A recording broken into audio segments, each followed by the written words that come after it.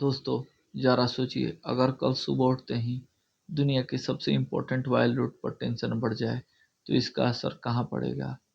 अगर आप सोच रहे हैं कि केवल मिडिल ईस्ट में पड़ेगा तो आप बिल्कुल गलत सोच रहे हैं। इसका असर पूरी दुनिया की इकोनॉमी पर पड़ेगा और अब जो डेवलपमेंट सामने निकल कर आ रही है वो इसी तरफ इशारा कर रही है।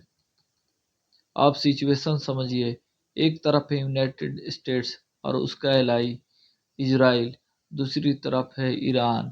इन तीन देशों के बीच में जो टेंशन बढ़ रही है वो अब सिर्फ पॉलिटिकल इशू नहीं है, ये सीधा एनर्जी सप्लाई और ग्लोबल ट्रेड से जुड़ी हुई कहानी बन चुकी है।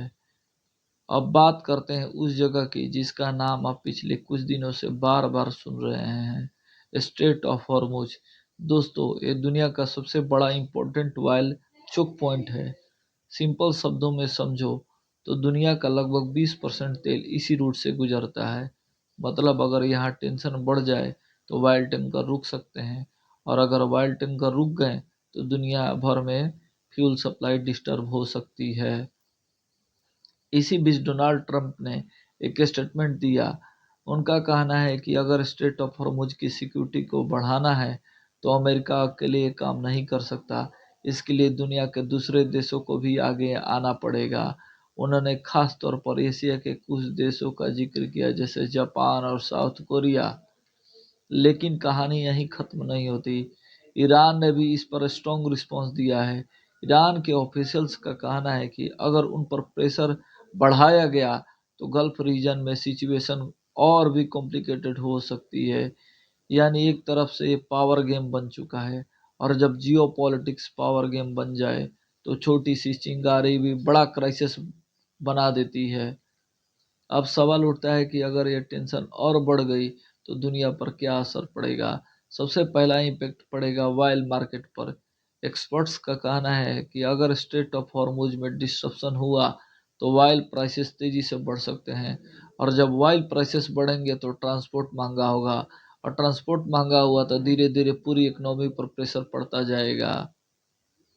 अब सबसे इम्पोर्टेंट बात, इस पूरी सिचुएशन में इंडिया कहाँ खड़ा है। इंडिया के लिए सिचुएशन काफ़ी डेलिकेट है।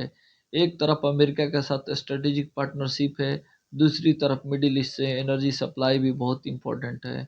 इसलिए इंडिया फिलहाल सिचुएशन को बहुत केयरफुली मॉनिटर कर रहा है। फिलहाल दुनिया की नज़र इसी रीजन पर टिकी हुई है, क्योंकि अगर यहाँ स्टेबिलिटी बनी रही तो ग्लोबल इकोनॉमी स्टेबल रहेगी।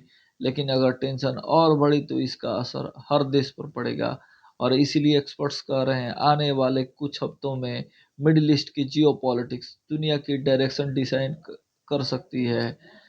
दोस्तों, ईरान ने अपनी हाल ही में सीजल 2 मिसाइल लॉन्च करके सबको चौंका दिया है।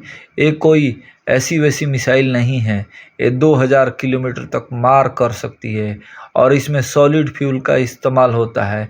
इसका मतलब ये है कि इजराइल से लेकर मिडिल ईस्ट में हर यूएस बेस इसके निशाने पर हैं। मिलिट्री एक्सपर्ट्स की माने तो अमेरिका के पास कोई सॉलिड प्लान नहीं है। अगर ये जंग लंबी खींची तो अमेरिका की इमेज मिट्टी में भी मिल सकती है। आने वाले 1-2 हफ्ते पूरी दुनिया के लिए बहुत नाजुक हैं। फिलहाल दुनिया की नज़र इसी रीजन पर टिकी हुई है, क्योंकि अगर यहाँ स्टेबिलिटी बनी रही तो ग्लोबल इकोनॉमी स्टेबल रहेगी। लेकिन अगर टेंशन और बढ़ी तो इसका असर हर देश पर पड़ेगा, और इसीलिए एक्सपर्ट्स कह रहे हैं आने वाले कुछ हफ्तों में मिडिल ईस्ट की जियोपॉलिटिक्स दुनिया की डायरेक्शन बदल सकती है। तो जी हाँ दोस्तों, अगर मेरे द्वारा बताया गया इन्फॉर्मेशन आपको पसंद आया होगा तो प्लीज़ मेरे चैनल को सब्सक्राइब कीजिएगा, लाइक कीजिएगा, और शेयर करना बिल्कुल ना भूलिएगा वीडियो को।